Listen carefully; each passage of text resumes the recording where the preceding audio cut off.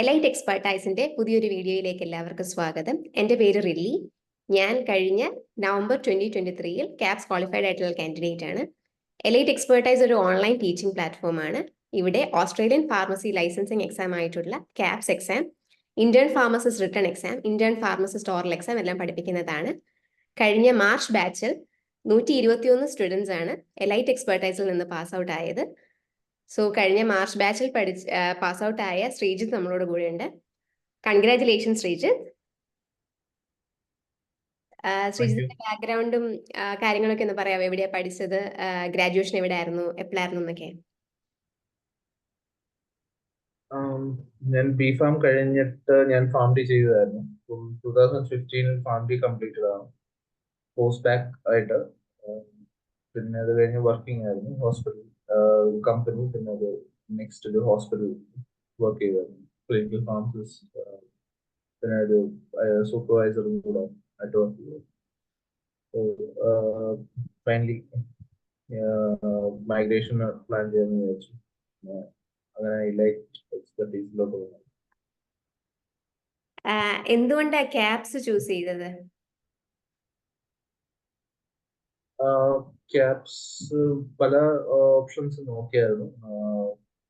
Canada, കൂടുതലും ഫ്രണ്ട്സും ഒക്കെ അങ്ങോട്ട് കാനഡ മൈഗ്രേഷൻ ആയിരുന്നു കൂടുതൽ നോക്കിക്കൊണ്ടിരുന്നത്.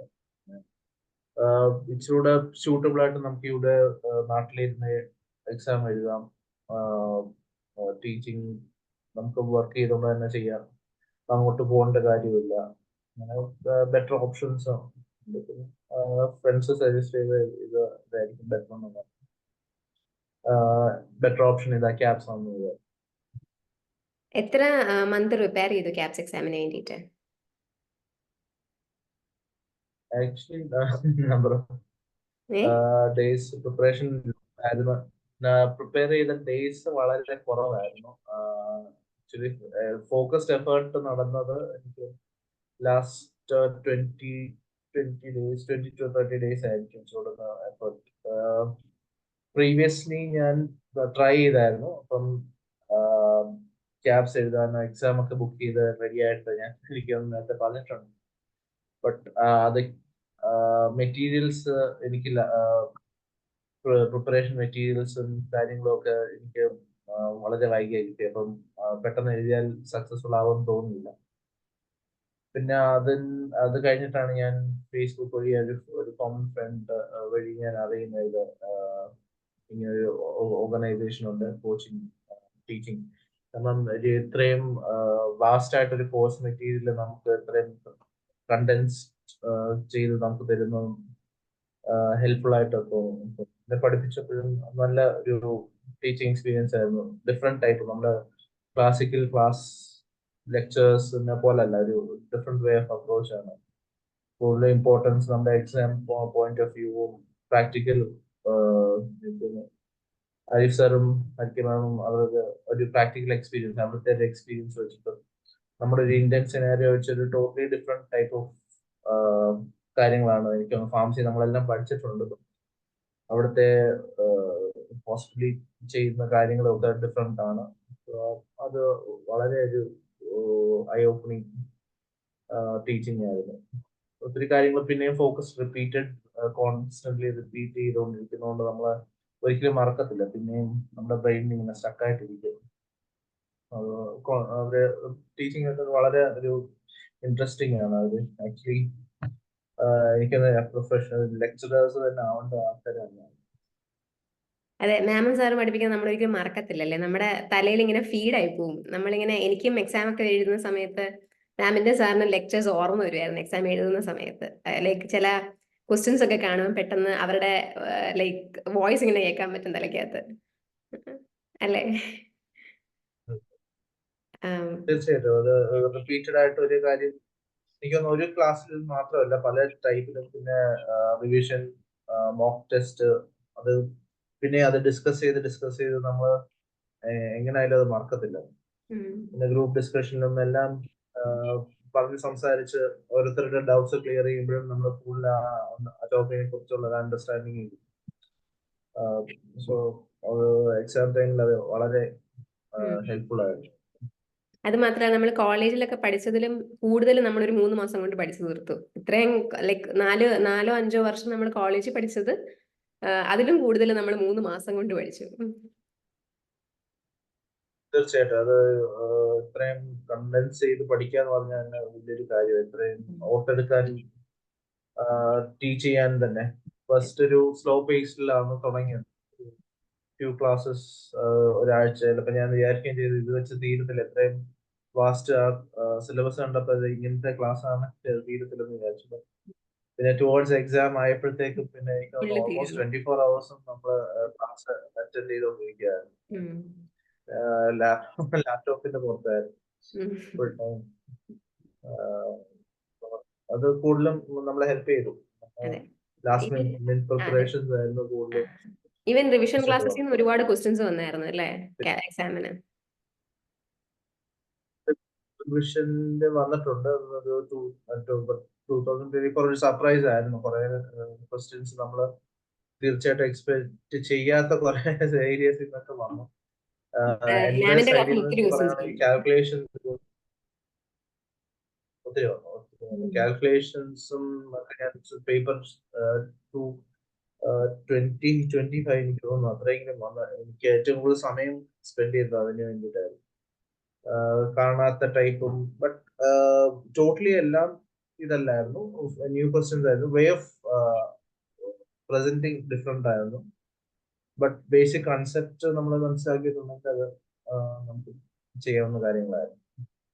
പേപ്പർ വൺ ഈസി ആയിരുന്നു, കാരണം അത് ചെയ്തപ്പോൾ ഉള്ള എക്സ്പീരിയൻസും ഉണ്ട്. ജസ്റ്റ് ഒരു പേപ്പർ 2 മാത്രം ഉള്ളായിരുന്നു. ഈ കാൽക്കുലേഷൻസ് ടൈം കൺസ്യൂമിങ് ആയതുകൊണ്ട് എനിവേ ഇറ്റ് വാസ് ഇത് ചെയ്തുകൊണ്ട് ലൈഫിന്റെ ഹെൽപ്പ് ഉള്ളതുകൊണ്ട് നമുക്ക് എല്ലാം ചെയ്യാൻ പറ്റും. ശ്രീജിത്തിന്റെ ഒരു ക്യാപ്സ് പ്രിപ്പറേഷന്റെ സ്ട്രാറ്റജി എന്താണ്?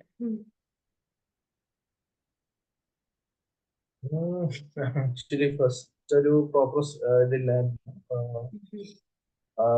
വേ ഓഫ് അപ്രോച്ച് ക്ലാസ് അറ്റൻഡ് ചെയ്യുമായിരുന്നു, മെയിൻലി ക്ലാസ് അറ്റൻഡ് ചെയ്യുമായിരുന്നു. But some way along the way എനിക്ക് മിസ്സായി പോയി.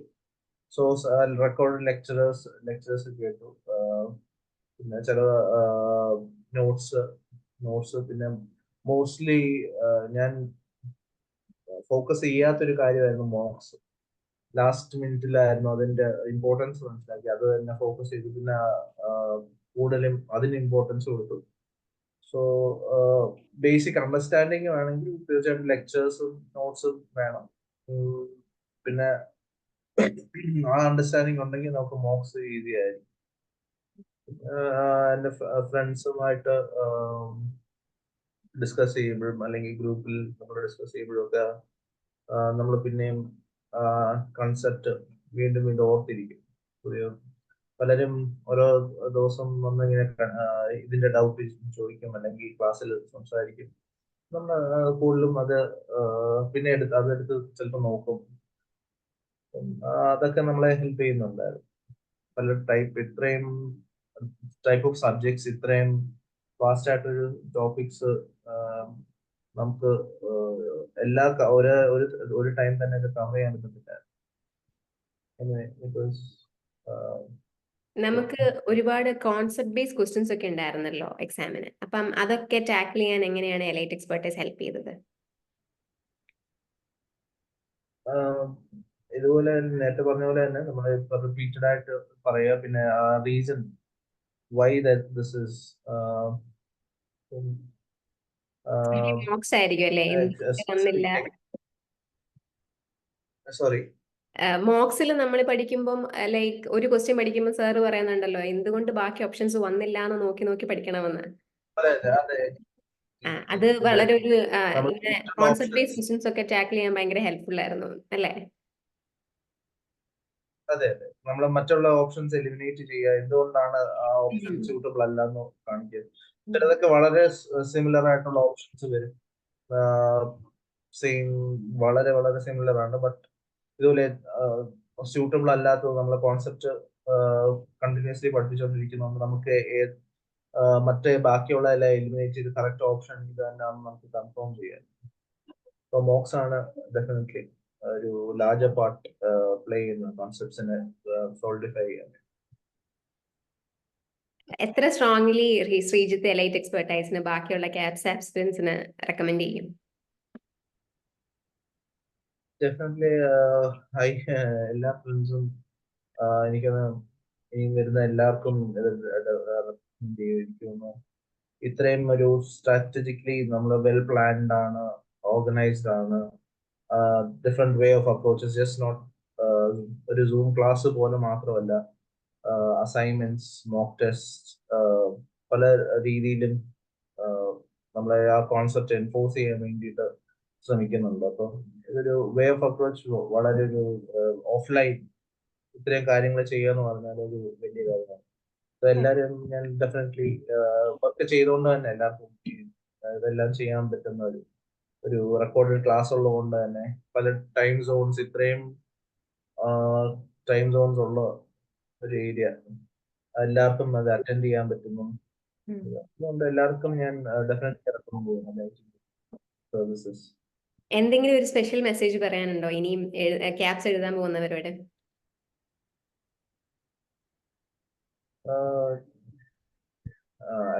ഞാൻ ശരിക്കും ഒരു ഹാർഡ് വർക്കർ അങ്ങനെ ചെയ്തിട്ടില്ല. ബട്ട് ലാസ്റ്റ് ആ ഫോക്കസ്ഡ് ക്ലാസ്സസ് ആയിരുന്നു കൂടുതലും.